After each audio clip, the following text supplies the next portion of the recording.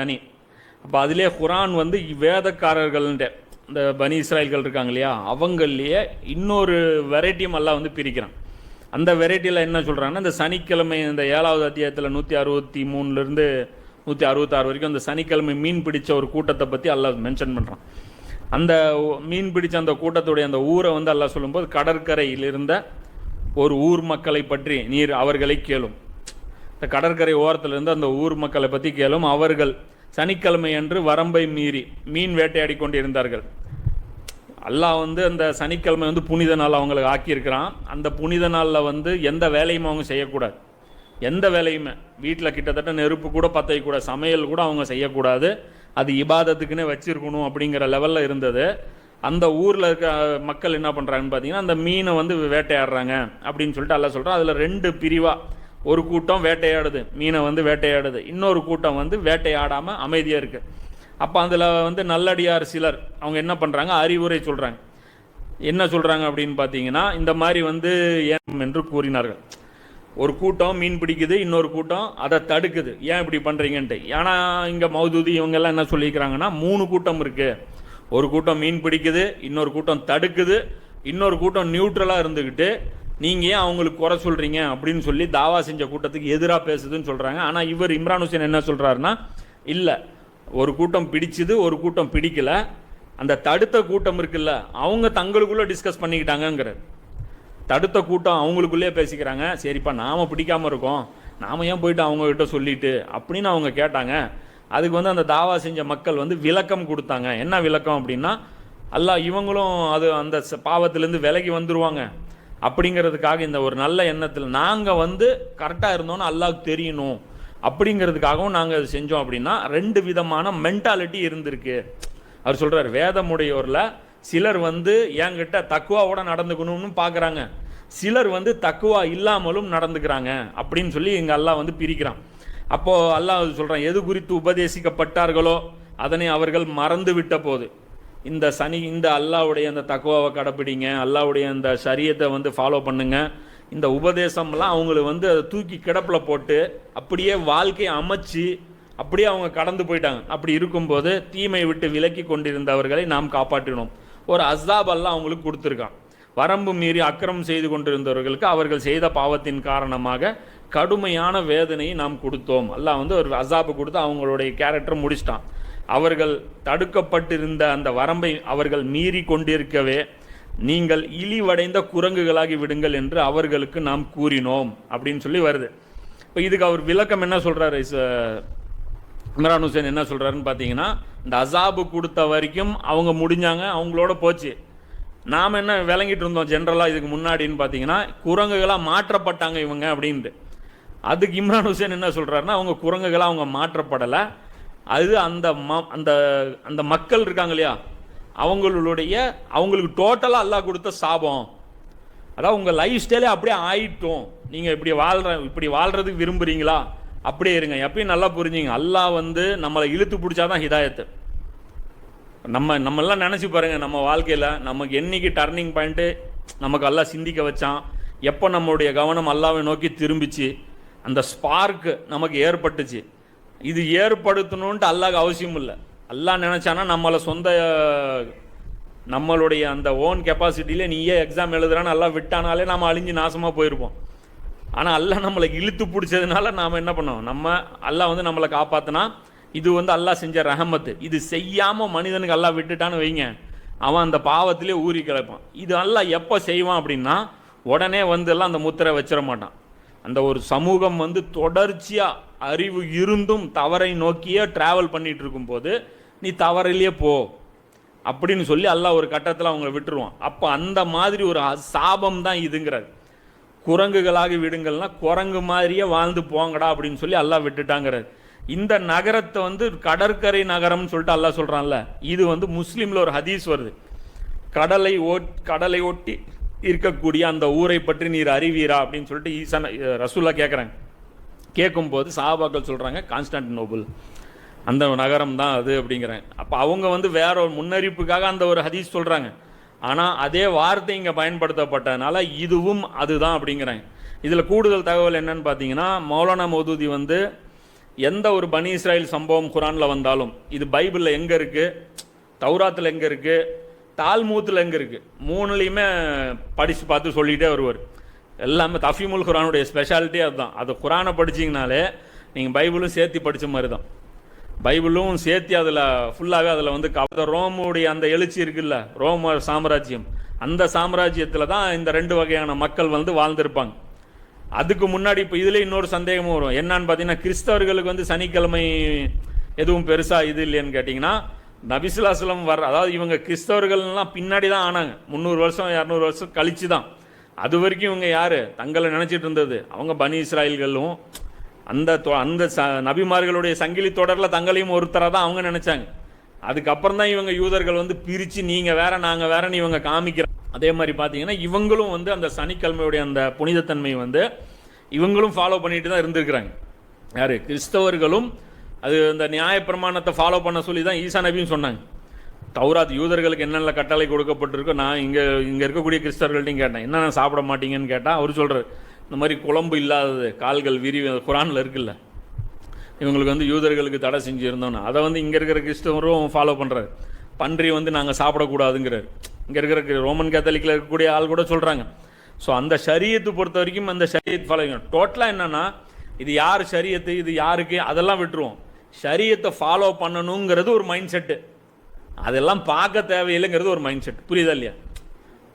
கடவுளுக்கு மதிப்பு கொடுக்கறது ஒரு மைண்ட் செட்டு, மதிப்பே கொடுக்காம எங்கள் சௌரியம் நாங்கள் வாழ்வோம் அப்படிங்கிறது ஒரு மைண்ட் செட்டு. இந்த மைண்ட் செட்டுக்கு வந்து எல்லாம் என்ன பண்ணிட்டா, நீங்கள் குரங்கு மாதிரியே வாழ்ந்துட்டு போங்கடா, இப்படி தானே வாழணும்னு ஆயிடுச்சு, இப்படியே வாழ்ந்து சாவுங்க. உங்களுக்கு வந்து நான் இழுத்தெல்லாம் இனிமேல் வந்து பிடிச்சோ, உங்களில் ஒரு முஜத்திதை ஏற்படுத்தியோ, என்ன உங்களை வந்து ஒரு உங்கள் உள்ளத்தில் நான் ஸ்பார்க் ஏற்படுத்தியோ இப்படிலாம் விடமா, இவ்வளோ அறிவு வச்சுருக்கீங்களா, நீங்களே என்னை கண்டுபிடிச்சி சொர்க்கத்துக்கு உண்டான வழி என்னவோ அதை பார்த்துக்குங்க.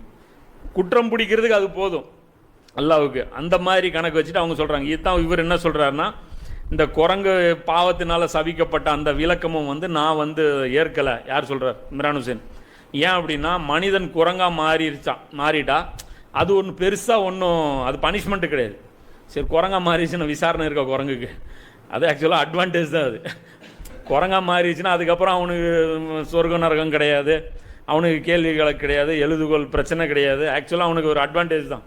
நம்ம இன்றைக்கி கால்நடையாக இருக்கிறது வந்ததுக்கப்புறம் தான் தெரியுது இங்கே எவ்வளோ டிஃபிகல்ட்டாக இருக்குது சொர்க்கத்துக்கு போகிற. இப்போ எல்லாம் கேட்டானே நம்ம என்ன சொல்லுவோம், கண்டிப்பாக மாற்று, எல்லாம் மிரங்காக மாற்றி எனக்கு சொர்க்கமும் வேண்டாம் நரகமும் வேண்டாம், என்னை ஆளை விட்டு போதுமோ, இந்த எக்ஸாமுக்கே நாங்கள் வரமாட்டேன்னு தான் சொல்லுவோம். அவர் சொல்கிறாரு, மனிதன் ஒரு தடவை மனிதனாக படைக்கப்பட்டா அவன் மனிதனாகத்தான் மறுமையில் எழுப்பப்படுவான். ஸோ குரங்காக எழுப்பப்படுவாங்க இந்த கூட்டம். அப்போ குரங்காக மாறுறதுக்கு வாய்ப்பே கிடையாது. அல்லாஹ்னால முடியாதுன்ட்டு இல்லை, அல்லாஹ் வந்து இப்படி பண்ண மாட்டான். இந்த துனியாவுடைய ரூல்ஸுன்ட்டு இருக்குது, அதில் பண்ண மாட்டான். ரெண்டாவது என்ன அப்படின்னா, குரங்குகளாக மாறி போகிறது வந்து தண்டனை கிடையாது. அவர் சொல்கிறார், இம்ரான் ஹுசேன் சொல்கிறாரு. ஏன்னா அது வந்து ஒரு இழிவோ இதுவோ கிடையாது. ஏன்னா குரங்கு மாதிரி தான் வாழும். அது அசிங்கமாக, அது நீ குரங்கு மாதிரி வாழ்ந்து இந்த பூமியில் தண்டனை அனுபவிக்கணும் அப்படின்னா குரங்கா ஒரு வாழ்கிறது தண்டனையா? இல்லை. அல்லாஹ் குரங்கா படைச்சது தண்டனைக்காக படைச்சிருக்கான் குரங்க, அது அதோடைய ஃபித்ரத்தில் வாழுது. ஸோ அதனால் குரங்குங்கிறது வந்து ஒரு பனிஷ்மெண்ட்டோ இதுவோ கிடையாது. இது வந்து மூணாவது ஒரு விளக்கம் இவர் சொல்கிறார். என்ன சொல்கிறாருன்னா, மனிதன் வந்து இந்த சூழ்நிலையை பார்த்து வாழ்வான். ஒரு கூச்ச நாச்சம் பார்த்து, இந்த மாதிரி ஒரு டீசன்சி பார்த்து, அவன் விரும்பினதை விரும்ப இடத்துல அவன் செய்ய மாட்டான். ஆனால் ஒரு குரங்கு வந்து அப்படி செய்யாது.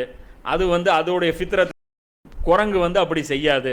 அது வந்து அதோடைய ஃபித்ரத்து தனி. ஆனால் குரங்குடைய ஃபித்ரத்தில் மனிதன் வாழ்கிறது தான் தப்பு. இதுதான் வந்து கட்டுப்பாடுகள் இல்லாமல் குரங்கு மாதிரி வாழ்கிறது தான் தப்பு. இதுதான் அந்த சமுதாயத்துக்கு அல்லாஹ் சாபமாக கொடுத்து நீங்கள் இப்படியே வாழ்ந்துக்குங்கிறான். அதனால் அல்லாஹ் இவங்களுக்கு என்ன பண்ணிட்டான், இவங்க வந்து அந்த வெக்கம், மானம், சூடு, சொரணை எதுவுமே இவங்களுக்கு இருக்காது. அதனால் பெரிய பெரிய அசிங்கத்தை இவங்க பார்த்திங்கன்னா அசால்ட்டாக செய்கிறாங்க. இன்றைக்கும் எடுத்துங்க, வெள்ளைக்காரன மாதிரி இங்கிலீஷ் பேசணுன்னா நம்ம எல்லாருமே தயாராக இருப்போம். இங்கே வெள்ளைக்காரன் இப்படி இங்கிலீஷ் பேசுகிறான், அது எல்லாமே நம்ம அடாப்ட் பண்ணிக்குவோம். வெள்ளைக்காரன் டை போட்டான், நம்மளும் போட்டுக்குவோம். வெள்ளைக்காரன் கோட் சூட்டு போட்டான், நம்மளும் போட்டுக்குவோம். வெள்ளைக்காரன் அவுத்து போட்டு நிற்கிறான், நம்மளை நிற்க சொல்லுங்க பார்ப்போம். இப்போ கமல் வந்து சொல்கிறாரு, என்ன சொல்கிறார் ஒரு இதில், என்ன நீங்கள் இன்னும் வளர்ச்சி அடையாமல் இருக்கிறீங்க, இந்த ட்ரெஸ்ஸே தப்புங்க. அவர் சொல்கிறார், ட்ரெஸ்ஸே வந்து தப்பு. இந்த ஹிஜாபு பிரச்சனை வேறு இதுக்கு முன்னாடி, நான் சொல்கிறது ரொம்ப வருஷத்துக்கு முன்னாடி வரும்போது மீடியாவில், அப்போ அரசியலுக்கெல்லாம் வரல, அப்போ வந்து கேட்குறாங்க, இது மாதிரி வந்து ட்ரெஸ்ஸு இப்படி போடக்கூடாதுங்கிறாங்களா, அப்படி போட, அது தப்புங்க. இதெல்லாம் நம்ம இன்னும் வளர்ச்சி அடையாமல் இருக்கிறோம். நீங்கள் ஃபாரினில் போய் பாருங்கள், எல்லாம் ட்ரெஸ் இல்லாமல் எப்படி இருக்காங்க. சரி ஃபாரினில் இருக்காங்களா, நீ இப்போ ட்ரெஸ் இல்லாமல் உன் படத்தில் நடி, உன் ஃபேமிலி நடிகர்கள்லாம் இருக்காங்களா, அவங்களெல்லாம் ட்ரெஸ் இல்லாமல் ரோட்டில் வர சொல்லு, முன்னேறி காட்டுங்க. நம்மளால் முடியாது, ஆனால் வெள்ளைக்காரனால் முடியும். வெள்ளைக்காரனால் ஃபுட்பால் கிரவுண்டில் கேமராவில் வரணுங்கிறதுக்காக அவுத்து போட்டு வரான். அவனுடைய அந்த ஃபித்ரத்திலே அது இல்லை. நம்ம குழந்தைய ட்ரெஸ் அவுத்தா கூட மறைச்சிக்கும் இப்படிங்கும், அவங்களுக்கு அது வரவே வராது. பீச்சில் பார்த்தீங்கன்னா பிக்கினி விடுங்க, அந்த 2 பீஸ் ட்ரெஸ் அது விடுங்க, அதுவும் இல்லாமல் படுத்து கிடக்குறாங்க. நம்மளை ஒருத்தன் வந்து சட்டை லைட்டாக பட்டனு கலந்து இருந்தாலே நம்மளை ஒருத்தன் பார்க்குறான் அப்படின்னா நம்ம அப்படியே ஒரு மாதிரியாக, நமக்கு வந்து ஒரு மாதிரியாக தோணும். கேமரா முன்னாடி ஆண் பெண்ணு உடல் உறவு கொள்றக்கு யாருனாலும் முடியுமா? வெள்ளைக்காரங்கனால அது ஈஸியாக பண்ண முடியும். அந்த ஃபித்ரத்தை வந்து அல்லாஹ் வந்து அது அந்த அந்த உள்ளுணர்வு இருந்துச்சுல்ல, அந்த உள்ளக்கூடிய அந்த ரூஹு அதை எடுத்து விட்டுட்டானா குரங்கு மாதிரி தான் அது. அப்போ புரியுதா இல்லையா? அந்த சபிக்கப்பட்ட அந்த செயல்கள் தானே இவங்க எல்லாருமே செய்கிறாங்க. பப்ளிக் பிளேஸில் சர்ச்சில் கல்யாணம் பண்ணிவிட்டு உடனே மனைவியை வந்து முத்தம் கொடுப்பான். அவங்க அம்மா இருப்பாங்க, அவன் தங்கச்சி இருக்கும், சின்ன குழந்தை இருக்கும். அவங்க என்ன அந்த மைண்டில் சைக்காலஜி அவனுக்கு எப்படி இருக்குன்னு நான் அதான் நினச்சிட்டு இருப்பேன். இவனுக்கு எப்படி அந்த உணர்வே இல்லாமல் இருக்குது? இவங்களுக்கு என்ன இருந்தா எவனுக்காக ஒருத்தனுக்கு இருக்கணும்ல, இந்த கல்ச்சரே இருக்காது. இன்னும் அந்த கல்யாணத்தில் அவங்களுடைய சடங்குகள்லாம் பாருங்கள், என்னென்னமோ பண்ணுறாங்க. கீழாடையில் கை விட்டு சடங்கு நிறைவேற்றுறான். உட்காந்து அப்பா அம்மாலாம் சிரிச்சிட்டு இருக்கிறான். இடமானம் கெட்டவனுங்களா, உங்களுக்கு எப்படா ஆஃப் ஆச்சு அப்படின்னா இதுதான் ஆஃப் ஆயிடுச்சு. நம்மெல்லாம் மனிதர்கள் தானேங்க, எல்லாம் ஆதமுடைய மக்கள் தானே. நம்ம யாருக்குமே இல்லாத ஒரு சிஃபத் இவனுக்கு இருக்குல்ல, வெள்ளைக்காரனுக்கு. புரியுதா இல்லையா? ஆதமுடைய மக்கள் எல்லாருக்கும் நம்மளால் அருவருப்பாக நினைக்கிறது ஏன் இவனுக்கு தோணவே மாட்டேங்குது. எனக்கு ஸ்ட்ரைக் ஆகிட்டே இருக்கும். ஏன் இவனுங்களுக்கு மட்டும் அது ஃபித்ரத்தில் இருக்கணும் இல்லைங்க. ஒரு வெள்ளைக்கார குழந்தை பிறந்தா ஃபித்ரத்தில் இருக்கும்ல, இவங்களுக்கு ஃபித்ரத்தே இதுதான். அந்த மானக்கேட்லேயே அவங்க அப்படியே இருப்பாங்க. இந்த கூட்டமும் இவங்க பார்த்தீங்கன்னா இப்படியே இருப்பாங்க. அதனால் ஆண் விபச்சாரம் பண்ணுறது இவங்களுக்கு கரெக்டு. இவங்களுக்கு எதுவுமே அவங்களுக்கு அந்த உள்ளுணர்வுங்கிற அந்த விஷயமே எல்லாம் எடுத்து குரங்குகளாகவே நீங்கள் வாழ்ந்துக்குங்க. குரங்கு ஃபீல் பண்ணுமா? நம்ம ட்ரெஸ் இல்லாமல் இருக்கோம், நம்மளை பார்த்து 4 பேர் கேலி பண்ணுறான், இங்கே பாரு நம்ம பார்த்து இப்படி சொரிஞ்சிக்கிறோம், அதெல்லாம் எதையுமே அது ஃபீல் பண்ணாது. அதுலேருந்து பாருங்கள், அது குரங்குன்னு இவன் மென்ஷன் பண்ணதுனாலே டார்வின் தியரி நீ யார் தூக்கி பிடிக்கிறான்? எங்கள் அப்பா யார் அவனே சொல்கிறான் குரங்கு, நான் குரங்குலேருந்து பிறந்தேன். அவன் பெருமையாக சொல்கிறான், நாங்கள்லாம் குரங்குலேருந்து தான் வந்தோம். அதைவே அவன் ரிலேட் பண்ணி சொல்கிறான். அதை நம்ம மேலேயும் திணிச்சிட்டு இருக்கிறான்.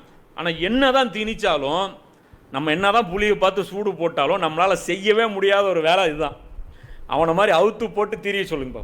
நீ குறைஞ்சபட்சம் பாதி ட்ரெஸ்ஸாவது போட்டு திரிவான். வெக்கமான சூடு அது மேலே இந்த வடநாடு இருக்குல்ல, அங்கே வந்து வெள்ளைக்காரர்களுடைய அந்த தாக்கம் ரொம்ப ஜாஸ்தி. முதல்ல அவுத்து போடுறது அவங்க தான். அவங்க கூட இந்தளவுக்கு அப்டேட் ஆகலை. அவங்களும் எவ்வளோ 100 வருஷமாக வெள்ளைக்காரனாக மாறுறதுக்கு முயற்சி பண்ணுறாங்க.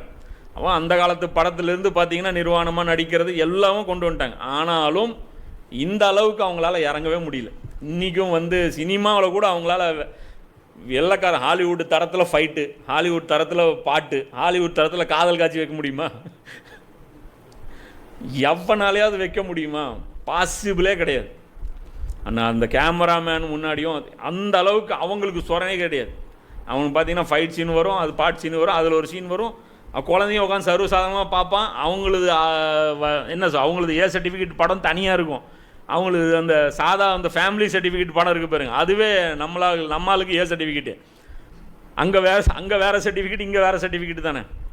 அது மாற்றி பண்ணதில்லை. அது ஃபித்ரத்தே அவங்களுக்கு எல்லாம் எடுத்துட்டான். அந்த கல்ச்சர் இவங்களுக்கு கல்ச்சர் பின்னாடி போய் பாருங்கள், பாம்பையுடைய அந்த நாகரிகம் அதெல்லாம் எடுத்து மேட்ச் பண்ணி பார்த்தீங்கன்னா இவன் யாருங்கிறது தெரிஞ்சிடும் இந்த கூட்டம். அப்போ 2 வகையான மக்கள் கடற்கரை சார்ந்த அந்த நகரத்தில் இருந்திருக்காங்க.